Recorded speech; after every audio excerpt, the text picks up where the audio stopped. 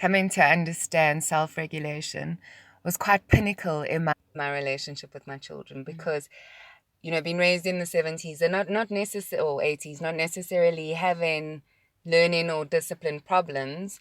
I experienced, say, typical or traditional parenting, in that you did what you're told. And for me, with my boys, what was interesting was that approach rendered itself ineffective, and it was so obvious how ineffective it was. And quite quickly. Because we're in Groundhog Day. We're literally saying and doing the same things, and the response was the same. And, the Einstein's definition of insanity is expecting a different result.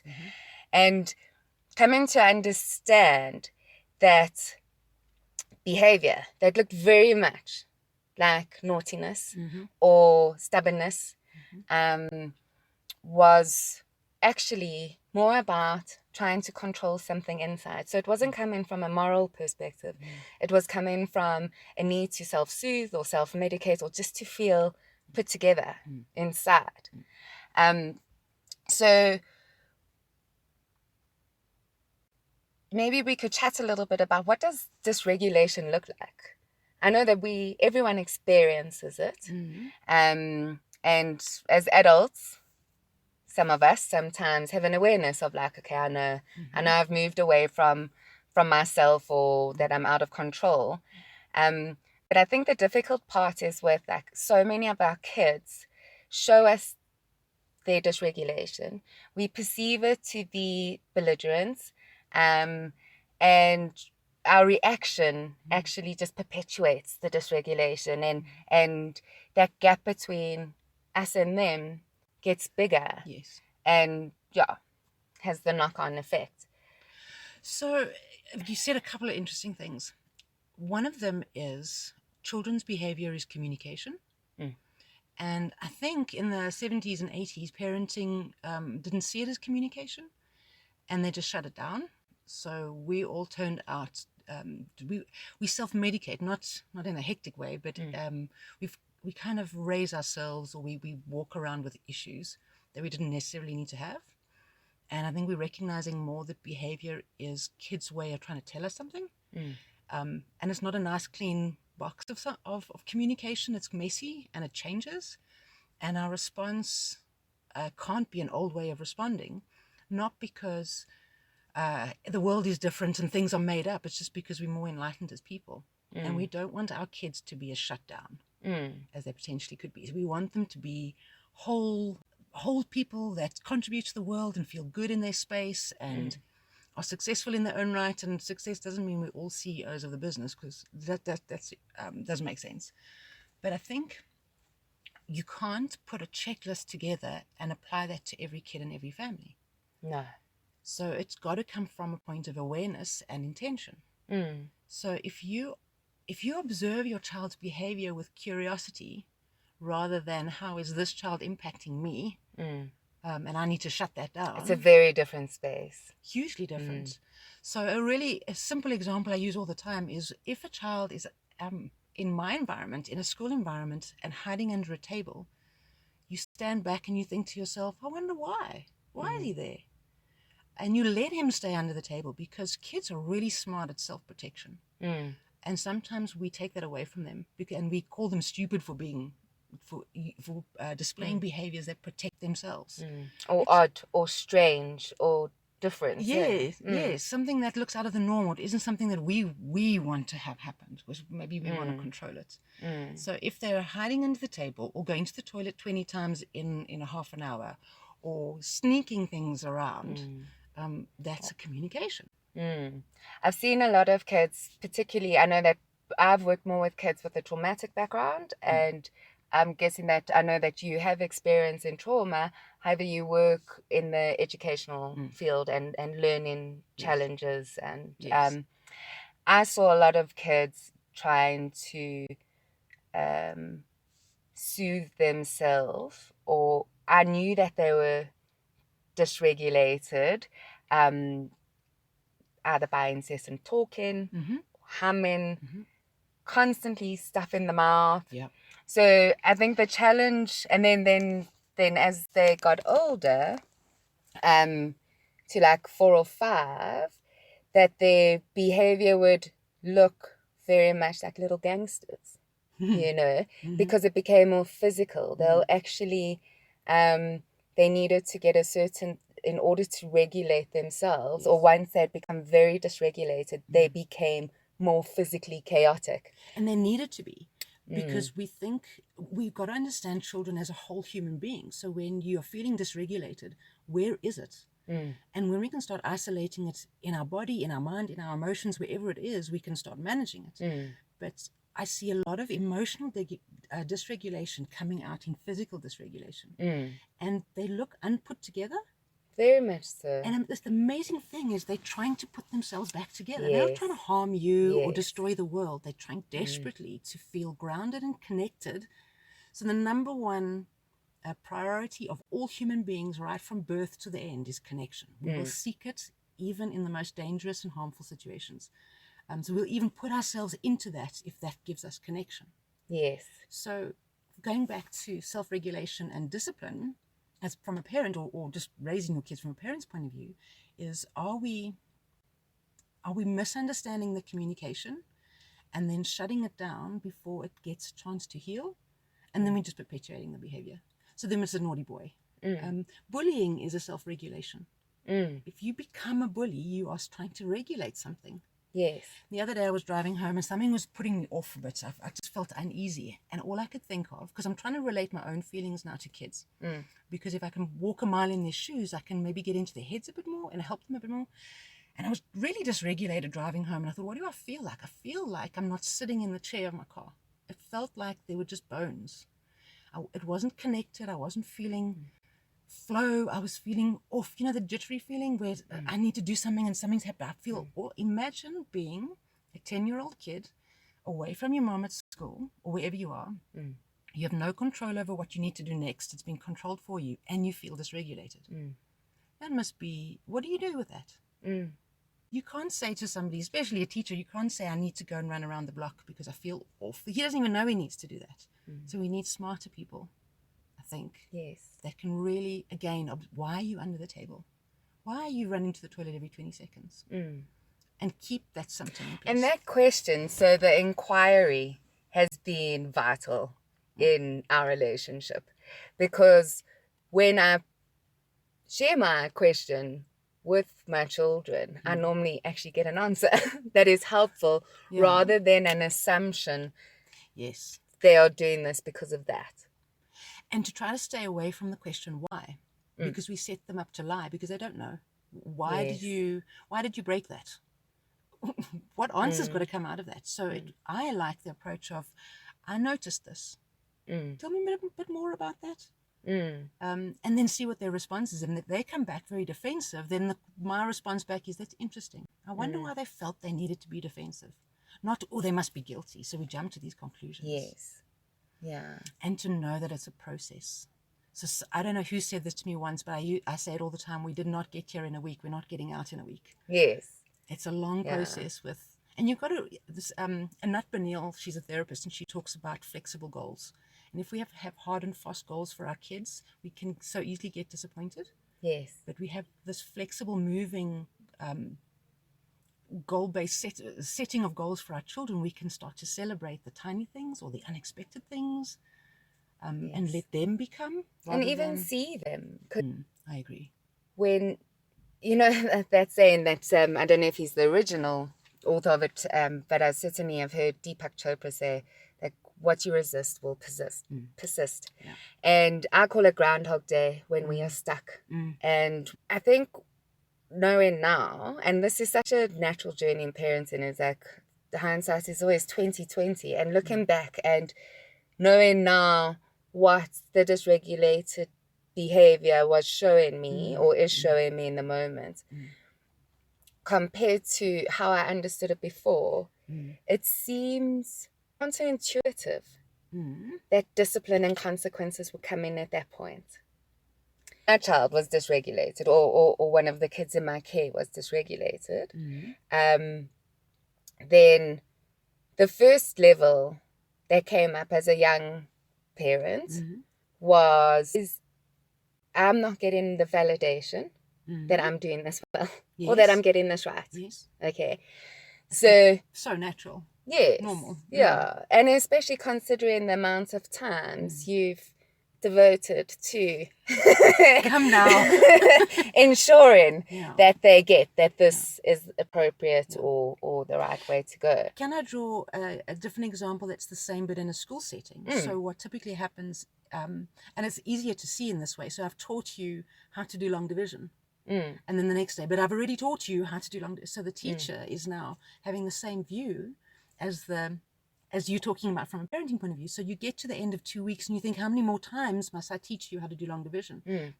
But now you're going to go into a second way of looking at that. So a teacher has the opportunity to do it differently as well. Yes. In a more enlightened way. Yes. Yes. And so removing that layer, because that's my stuff. Yes. It's my frustration. Yes. And linked to your expectation that isn't being met. Yes. Which is fair and reasonable, but it doesn't always help.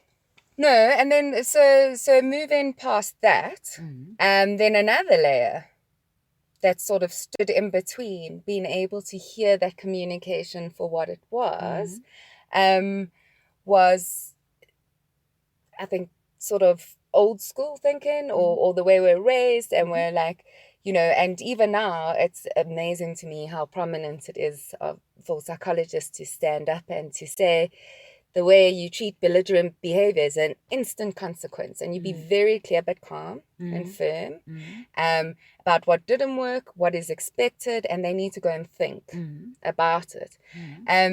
So if a child their behavior is actually communicated that I'm feeling, as one little boy I looked after, I always used to say, rattly inside, then no amount of going and sitting and thinking about it and just being under that cloud of I've disappointed someone. Now I'm going to have to do a consequence for it. But the whole time I'm actually just trying to get myself feeling together inside. So I don't know if you would agree with the statement. Because I've always been looking for the place of where is the place of discipline and consequence. And what I've learned is that it's not the first place. It's not the instant reaction. The first reaction, as you said, is connection. Where are we? You know, how did we get here? Sort of like, you know, what's going on there? And then from there, you know, once the child is moved from his downstairs brain up into his upstairs brain and we can actually have a conversation, then there's the opportunity for discipline and consequences. Because the catch-22 is that children who are dysregulated really need to be held, yet they also very easily feel overpowered. So finding that line between this is going to keep you safe, this is going to hold you, and you actually do have to step up and take responsibility here, is, first of all, I think it's something that is it's different between every parent and every child, where that line is, where who they are, where they're at. But I find that quite a few parents battle with a suggestion that discipline and consequences sometimes are better when they come at the end rather than when they're instant and they come in. Because, and I say this because by this point, I've already done instant. You know, I've already responded quickly and, you know, thought that my child should have understood that and seen that he didn't. So I don't think teaching ever happens in the moment of the problem. So if I'm losing my cool or things are going crazy with the kid, because it can't. I can't. The right part of the brain isn't engaged in the moment. At first, yes, exactly. You're sitting in your limbic system, so no amount of talking is going to help at all. So it's containment. So it's safety and containment and connection. Because I feel out of control, Mom.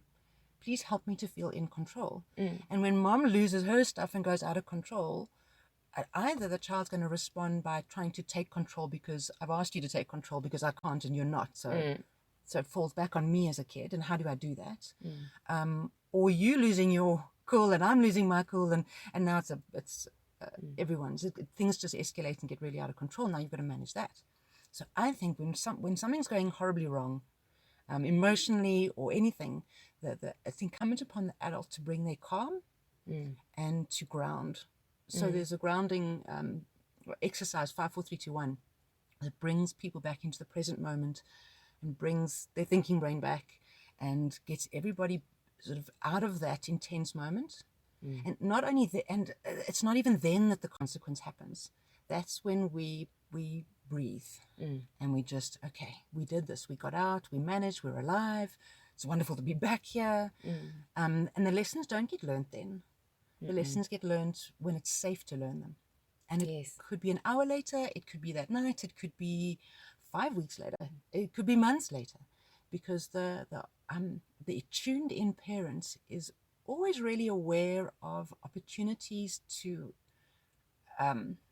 help kids grow rather than opportunities to punish. And I'm a fan of natural consequence. Yes. Rather than imposed consequence. And sometimes natural is imposed. So I tell you, if you do this, this is going to happen. And you do this. Oh, look, surprise, surprise, that happened. So if you don't clean your room, you don't get ice cream. Oh, you're upset you're not getting ice cream, but what did we chat about? So that, I think that's as natural a consequence as anything.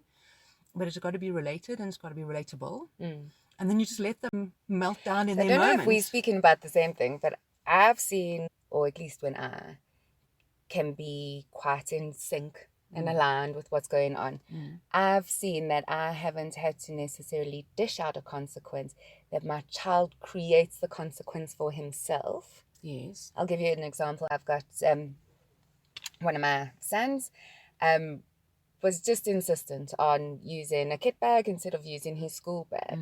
And for days, we sort of went back and forth, where I was like, please don't. You have to shove too much in, you're going to break the zip, things are going to get lost, and please don't. And wouldn't, and then I left it. So you did the teaching, so he wasn't left to not understand, so you helped him to understand, and then you set up the consequence. Yes. But not in a set up, manipulating you kind of way. No, just sort of, way. Yes. And what happened was that he tried to shove too many things in, and so he couldn't close the zip and stuff fell out, and as a result went to school and then didn't have any lunch. And came home, changed his bag. Perfect. And so there was no me saying this is what's going to happen. It happened. He got it. He was hungry. He decided he didn't want to be hungry again. And, Exactly. And I think learning to do that more and more has definitely helped, because children, I think it's quite difficult, as much as parents are loving. They're also the ones who are always calling the shots. They want to be right. And we need to let go of our need to sort of tell you, I told you so. Yes. Yes. And to allow that to happen, where he doesn't have lunch and make his own decision, and then not to step in as this I told you so parent. Can you see what happened? Just to let it be. His lesson is so much more intact for him, so much more authentic, and he can hold on to that lesson. Whereas if you come in as the parent with the I told you so and you should have listened to me, you take all that learning that he got in kind of intrinsically and you wipe it away. Yes. And I think it also, as they get older, sets up the dynamic of rebellion. For sure. Yes. And that's an aspect of discipline which I've definitely seen, is that you can discipline a child to lie better, to just be sneaky about it, and to put on a facade. I mean, I knew how to do that. I had good girl waxed when I was growing up, and that is not necessarily something that gives our kids an authentic moral compass. And I think another aspect of it is being able to acknowledge that contrast. It's never over and it's never done. So you were speaking earlier about being flexible with our goals for our children. And this comes up very much, I don't know if we always do it consciously, but in discipline. At age 4, if the book says that my child should be able to go to the bathroom by himself, by age 5, if he hasn't mastered it by age 4, by age 5, I'm going to start being a bit like more concerned, and maybe even a little bit pushy with him to be achieving what I think he should be achieving. Okay, so the blessing, I suppose, I've had from raising a lot of children is seeing that they all get it. No child is still sleeping in your bed when they're 21 years old. No child isn't potty trained by the time they go to school, and they all do figure it out and being able. However, I can still find myself at times getting caught with, why are we dealing with this? Yet, on the other side, the contrast has created insights and desires that were far beyond what we had before the contrast. So when I say that I now can welcome unwanted behavior, it's because unwanted behavior isn't coming up as a statement about the kind of mom I am. Or even if it was, there Stop isn't taking a it strong... personally. Yes. It's really got nothing to do with you. Exactly. So it's not the validation, it's not the need for to see that he's achieving his milestones on time that I think he should, or that he should be able to do certain things at a certain age. So the contrast in the unwanted behavior now comes to us, and I know what comes after it, so it's easier to handle the unwanted behavior. Trust, you having more trust in the process of development as well. But also, I want to put a word in here as you're talking. It comes to mind. I think we should parent and raise children in whatever capacity we're in from a point of acceptance. But there's a lot of concern, or I get a lot of resistance when I say that, because acceptance almost feels like giving up or I'll accept anything. But it doesn't mean that at all. It means if we can accept our child for who they are and from that point create expectation and develop to the expectation, then I think we are doing what every good therapist knows to do. You start where the child is at. Well, at least then you're working with some sense of reality. Absolutely. And then not you can deal with...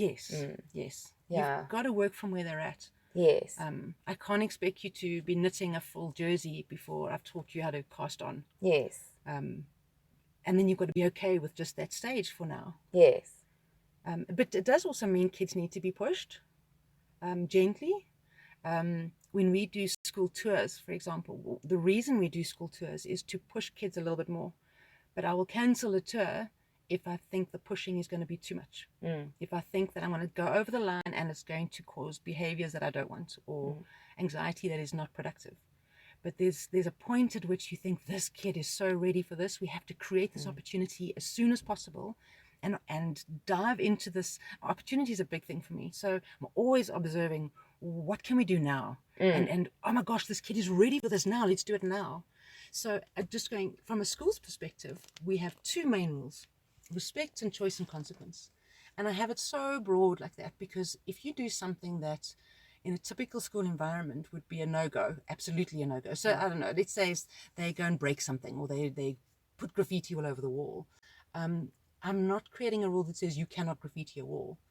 There's a respect issue here. So I'll go and sit with them and say, this is interesting that you did this. And it stops them from wanting to lie and cover up. So I think going to flexible goals and talking about parenting and teaching from acceptance and if we can give them a little bit more freedom, they learn to build it for themselves. Yes. The older they get, the more essential it is for them to have ownership of themselves. And they can't jump from, I've been told what to do and how to do it, to like, oh, I must do this in this situation. And, we often talk, there's two sort of terms that fly around at the moment about being either helicopter mom or tiger parents and stuff. And in South Africa, what I find is that our kids aren't often in a situation without us. And that's mainly around like our crime. Our lifestyle. Our lifestyle. So their opportunity to test their instincts and to work with their intuitive self and to suss something out is not often flexed. And there aren't that many opportunities where I can remember as a kid, I'd be in my neighbor's house by myself, you know, as in without my parents or without siblings. And can even remember as a young child the things I was picking up on from being in that home and being aware that I was aware of that. Yes. And so when our kids in this generation and in our country in particular don't have as many opportunities to maybe experience the freedom of being totally away from us, then I sort of feel that the more we can develop that sense of intuition, which comes from connection. How do we develop the skill when the opportunity to develop the skill doesn't present itself? So I think that we are parents in South Africa or Joburg today are falling back on how we were raised in order to, and we're almost going, oh, it was different, I wish. Well, it's not. So let's get creative. So from a school at Omatas, we've developed a jungle gym that is more about forest. So it's made out of natural woods that we found, branches that have been collected and created. And the teacher doesn't sit under there and instruct you to, no, that's dangerous, get off, or there's a distance that gets created. And a trust that they know that I will be there in an instant if they need me. I know that if they're not that hurt, I'm going to get them to come to me. So I can, in this safe environment, I can allow risk. And without sending them to the shops on their own when they're 5, crossing a main road. Because maybe that was okay back then and it's not okay anymore, but I can still create risk. So I also think we're in a consumeristic world. So the jungle gyms are very pristine, and if there's a little bit of rust, then everybody's got a problem with it. God forbid the paint's got lead in. Oh my gosh! Oh, splinters. Yes. And less kids are breaking bones and got scrapes. And we have this thing I say to them every single time when they come crying with this, I've cut myself, or I've got blisters. I go, that's fantastic. It means you were having fun. And I'm trying to get the narrative in the kid, not just coming from me. So the way I say it to them is very important. And when I say it to them is very important. So when they're crying and this is so sore, I go, yes, it's sore. So I've got to validate them. So they go, oh, she hears me. She hears that this is sore. And then I take them out of that and give them words that hopefully at some point really soon they will use and I don't have to use. So what I'm trying to do is I'm trying to give them a way of thinking. So I control the way of thinking until I can do it together with them. And then I can hand it over to them, that way of thinking, and I can just validate it. And then eventually it just is their way of thinking. So when they come and they're crying, absolutely, let me validate your experience. I can see this is sore and the tears, I can see it, and come here, it's fine. And we accept all that. And then, but hold on a sec, it's supposed to be sore. Because if it wasn't sore, you wouldn't know to come get help. And so then you kind of engage that thinking brain. And I know this is quite a specific example given what you were saying, but there's risk. There's different kinds of risk, and we can put our kids in those situations and we can parent them beautifully so that when it comes to the 5th time they're in the risk, we're sitting back going, that's my son. That's my son. Look at him deal with this. Rather than, oh my gosh, it's the 5th time this week I'm going to have to handle this. So do you want to spend time dealing with your kids' injuries? And now I'm not talking blood spurting out of your carotid artery. Go deal with that. But the bruises and whatnot, are you spending every time dealing with that and never handing over control to them, never handing over power to them? Or do you see your role as teaching and parenting and raising this amazing kid so that you can sit back and go, look at him, look at her? And something else I've also found that maybe reinforces that sense of inner wisdom or know-how is when they are intuitive, even if it is cheeky and even if it makes me look wrong, I will acknowledge it. Because I think when they are spot on about something and they know that they know it, they don't know why they know it, even if it makes you look you bad, have to affirm it. absolutely. Yes. Yeah. And I find myself as a parent, I've got 2 girls, I find myself saying often to them, what you did was not okay, but I see why you did it, and man, girl, that was awesome. Yes. But don't do that again, because can you see the outcome of this? So I'm always looking for opportunities to affirm the person that I know they can be, and allow and not don't allow self-berating. I think you really do need to stop it. So if they come home and they're saying, I'm so silly and this is stupid and I'll never, I'll go, say, whoa. please don't speak to my child like that. Yeah, Right brilliant to idea. them, yes. Yeah. You just never perpetuate that. So you can say, that's interesting that you say that, and I can see how you're punishing yourself right now, or why are you doing that? And you take them out of it. But by telling them just to stop every time without a follow-up of, well, what else can I do? That is so important, because dysregulation has been misunderstood. And I mean, if I look at my generation, I can see that the boys who I grew up with, who were little shits, a lot of them are addicts as adults, or that they, the connection that they needed as a child, they still need as an adult. It's just being expressed in a very different way. And there's a famous video out at the moment, I can't remember his name, and he talks about the opposite of addiction is connection. Yes. Can I say, there's an assumption that my kid will be fine. If that kid it has no parents, and look, he's fine. And there's a lot of motivational videos out there about people who have overcome. Those are really a small percentage of people that can do it on their own. Kids need parents. Absolutely. In whatever form they come. And they need parenting. And there's also that saying that says that a child who's not loved at home comes to school to be loved. A child who's loved at home comes to school to learn. Yes. And I think love is it's a deep emotion, and there are very many levels. I think what it means is cared for and finds connection. And if mom is always in her room and closed door and never connecting, well, what's the kid going to do? He's going to find connection somewhere. And if he's not getting it at school, where is he getting this? And I think we mustn't assume that kids know it intuitively. It's a learned skill. Yes.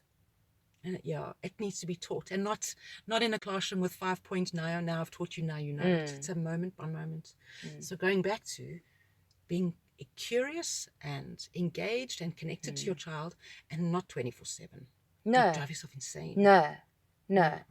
And also, when you are with your kids, you're not being present about them, you're just being present about you. Because when you're present about you, I mean, even the radio and the song will be singing what you're trying to tell them. It's sort of, there's just those sweet moments when everything aligns. Yes. And it feels good. It's definitely not a requirement, because as I was saying earlier, it's just in the nature of life. There's winter and there's summer, and I went through a period where I was so concerned about the disharmony in our home for all of us that were living there, and was incredibly worried about the effect that it was having. And fortunately we moved past it, and it became more balanced, where there were definitely more times that there was connection and it was positive and loving. But I would find that I'd go back to that time and because my response at the time was, I was being curious. I didn't know that. Yes. I was trying different things on how one reacts, Yes. And sometimes it was to go to my room and to give myself a time out. Sometimes it was to fight back. Sometimes it was to just give up. And sometimes, there's positive and there's negative. But I was concerned about an extended period of time of disharmony. And then in time was able to see that in that period of time, it was so much of what we knew and what we had been doing actually got destroyed. And what came out of that was relevance, connection. But I wouldn't have been able to go there if I hadn't been so uncomfortable and at times distressed or just full of despair about like not being able to control the situation and not being able to sort of have it a happy home. Because I thought that the happy home was the ideal. It needs to be a certain way as well. It can't be happy unless. Yes. So we don't like uncomfortable feelings, and I think the worst thing that we can do is not be aware that we're uncomfortable, or not acknowledge it and we try to run away from it. Because that's what when our kids or even adults are dysregulated, that's what's happening. They're not really aware, of the discomfort that they have inside. I think there's an awareness at a certain level, but you're unable to bed it down. You're unable to find out what to do with it. So if we can allow people to sit in their uncomfortableness and be okay with being uncomfortable and understand that this too shall pass, and it sometimes it passes on its own, but sometimes you really got to work at it. And I've always said hard work is not necessarily what we think it is. It's not digging a 5-foot hole. I mean, that's labor. Hard work is not shouting when we want to shout, is sitting down and having a meal with our kids when we don't want to do that. It's hard work. And you said earlier, if we can be more present with ourselves, we can be more present with other people. So if you are in this uncomfortable space at home with your kids, is to be okay, I'm okay with being uncomfortable. And what does this mean for me and what do I do? And also every time you do something and it doesn't work, is to say, well, that's interesting. I love that saying, that's interesting. And at school we have that a lot. We get very uncomfortable, and I'm thinking, do I need to restructure things, and is everything working? And I have all these questions, and really sometimes I just need to leave it alone, because someone or something is growing. Yes. Yeah. And I'm going to come back again to being flexible with our goals for our children, because I've seen my children get something which I thought they should have gotten 4 years ago. But then when they do get it, the way they get it and how completely they get it and how it's done is just actually so perfect, and couldn't have done it better. Couldn't have planned it better. Yeah. And have definitely learned to separate that out of, it's trusting the process. It's never over. Once you master, they can tie their shoelaces, then it's the next thing. And then, once you've got them to stop dissing each other, then it's the next layer. Then it's girlfriend. It's there's always something, and you want that as an individual and as a parent. How you view it. So if you view, oh my gosh, it's another thing, I'm never done, well, then you shouldn't have got into the business of parenting in the first place. You will never be done. Or coming to earth, for that matter. And that's the beauty of the human experience, is that there's another thing, and then there's another thing. And thank goodness, because if there wasn't, what would we do?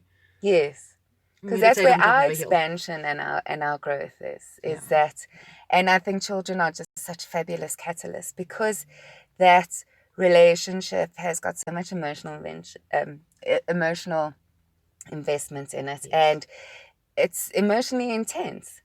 But it's worth adding something to the conversation around protection and protecting our kids from harm, because it's as you were saying about being self-aware, if there are things we need to protect our children from, and when they are hurting, it's a natural and a necessary response for parents to have, and they should have that response. But we also need to be aware enough that when our response is halting progress, so much so that now things are becoming just learning is dissipating from the kids. So we think we're protecting the child, but we're actually not. And I suppose where community comes in, where you can trust another adult in your child's life to hold you at bay at points, and to hold. I think strength is a really interesting component from a teaching point of view specifically. And I don't mean strength, obviously I don't mean strength lifting up something heavy, and I don't mean strength like I'm big and mean and I'm going to shout at you, but strength to be able to sit with a parent who's breaking, and strength as a parent to sit with a child who is breaking and not feel like you need to swoop in. But I think we need to understand there's a natural need for parents to protect their kids. And when that is not helping our child to grow, we need to stop and say, whoa, how are we protecting our kids? And is it necessary? So I see a lot of destructive protection. So one of my children that I fostered learned to communicate through, and that was literally his only way of communicating was through sores. So either sores or sickness, or his way of connecting, saying, yeah, I need you, I need love, or I'm lonely, or whatever. I'm always sick. Yeah. Always come in with like a sore or a sick or something. And if that's your trigger as well as a parent, if it is, then you will run to them and fix them every single time. So there's these two personalities that are perfectly matched, however, not perfectly matched because they're reinforcing each other. And there was quite a distinctive time. I know in the beginning he definitely needed, but he didn't only need it when he was saying I'm sick or I'm sore. He needed that if something is happening, boy, there's an adult here. Yeah. And you're not going to go down here. There's lots of nets to catch you and arms to hold you, and it's not, you're not there anymore, you're here now. But once that had passed, getting that language to change. And again, you start with the kids at. So he's using his language, you use his language. Yes. Because when you can sit with him in his language, you can slowly help him to change his language. There's an amazing video I once watched where all this little boys could say was no. He was on the autism spectrum, and his no was his word. And I think he was about 5 or 6. And the therapist within about 6 or 7 minutes got him to say yes. And she got him to do that because she matched his no. So she met him where he was at. So he would say no, no, and she would go no, no. And then he might go no, no, no, and then she would go no, no, no. And she waited until he connected with her. So he got curious. Here's this lady. Every adult in my life up until now has been trying to force me to say something else. And here's this lady who's talking my language. So there was this awakeness that happened. The brain kind of turned on and became aware. And then he went, it was about 3 minutes into this, he went, no, no, no. And she went, no. So she kept the same word, but she tugged a little bit around the edge and just made it slightly different. And his attention was even more peaked. And this was a kid who looked like he could pay attention to nothing and no eye contact. So she got even more peaked, and she changed his no slightly to her, put the ball in her court a bit. And then they played this game. So then she became the lead and would go, no, no, no. And then he would change it. And then near the end of the video, and I don't know what happened after that, she turned around and she said, yes. And the boy looked him in the eyes and said, yes. Can you imagine? So the change didn't happen by sitting him down and saying, stop saying the word no, you must now say the word yes. It happened because the adult went to where the child is at, went into that space and sat in that space, and then slowly brought that kid out at the kid's pace, not at our pace. Yes. And that's what's happening in education as well. There's this curriculum that's the curriculum's pace. Yes. That doesn't make any sense for human nature. It makes no sense to do that. It makes sense to go and fetch the kid be with the kid where they're at and trust that. And I use long division because it's a complicated process. It needs like 3 or 4 thinking processes all at once. They will eventually know how to do it, and they don't need to get it right in grade 5. They really don't. But if we can go in and speak their language and get them curious, because that wakens up the brain, eventually they change their. And I'm not trying to get him to use my language. I'm trying to expand his. Yes. So emotionally, sorry, I'm going on a bit here. Yeah, emotionally, it's the same thing. So I am a bad person. And you don't want to reinforce him. Say, yes, I know you're a bad person. You say, I hear you saying that you're a bad person. Yes, I am a bad person. Yeah, I hear you saying that you're a bad person. So you're not them, you're in this space, and I hear it. I hear you. Wow, that's an incredible connection. And this could happen within an hour, within 7 minutes, like this video, or years, where you've just got to keep going in and being with them. I'm with you. I'm not leaving you. It's the language. It's the whatever else. And it's not every day. No. And it's not every waking moment. No. And every time you say it, I'll try to make sure that I can be with you again until I can see you have stopped being so isolated in your space. You're now, I'm being with you, or you being with me. Yes. And when I can get you to be with me, then we can all breathe a little bit. And then we need to have that moment of, I'm not alone. And when I'm not alone, there's this other person.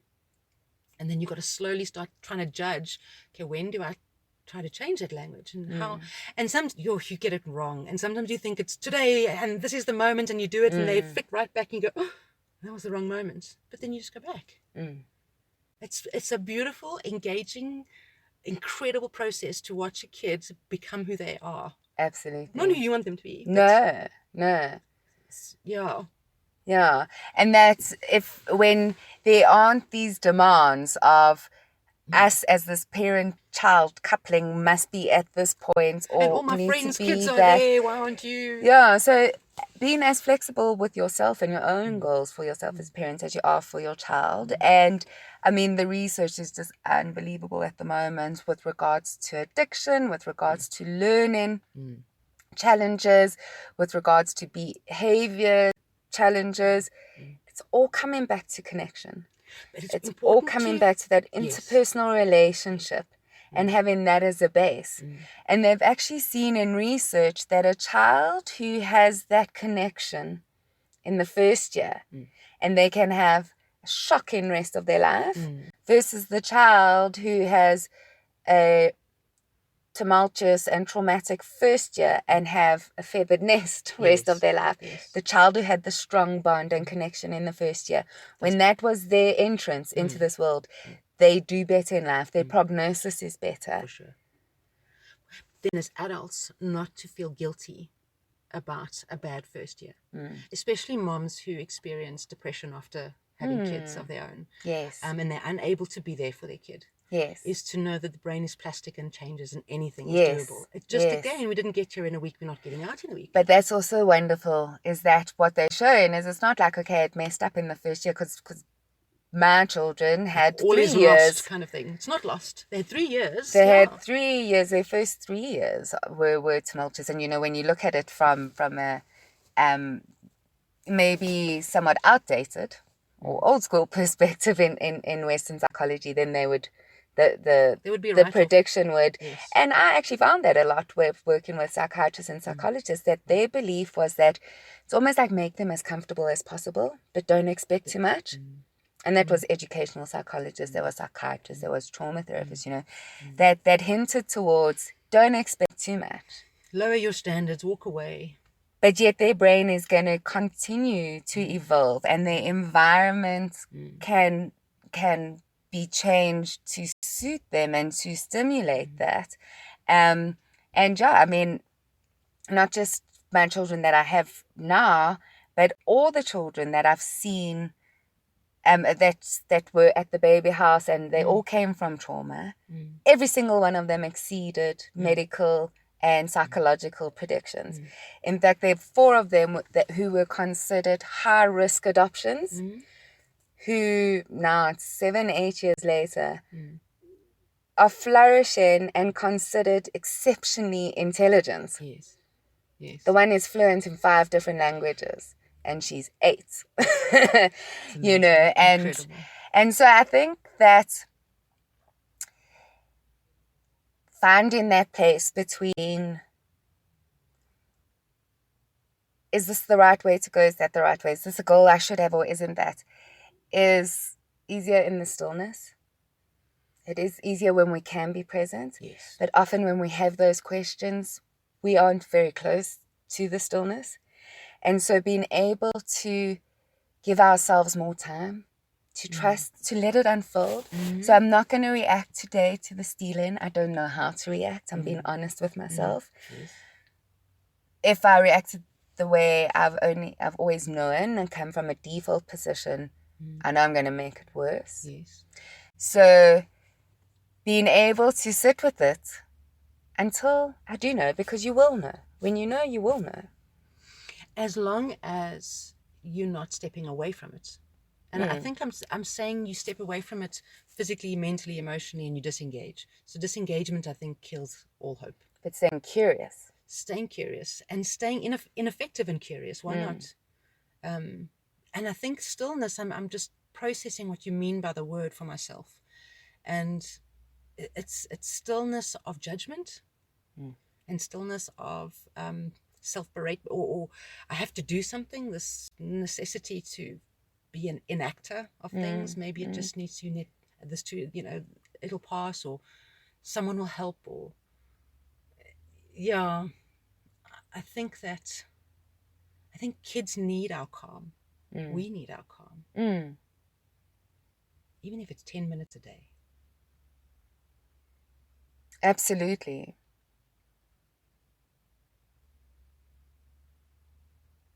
So I've heard the three C's come out, all three C's come out as we chat in connection, Yeah. curiosity, and calm. And I think it's different for everyone. Absolutely. So how I've experienced curiosity in myself is different to how you experience it. And you need to find it for yourself. So your ideal family, your family is your family. Do this for them, not for what your friend thinks you should do or the doctor says you should do. Is find that calm connection and curious. As you said, it's brilliant, 3 C's. And just make it real for you. Yeah. Thank you for listening to Parenting with Robin, and a huge gratitude to Lauren Edmund from Omatas for sharing so many practical ways of being able to connect with our children, and to create the family that we desire.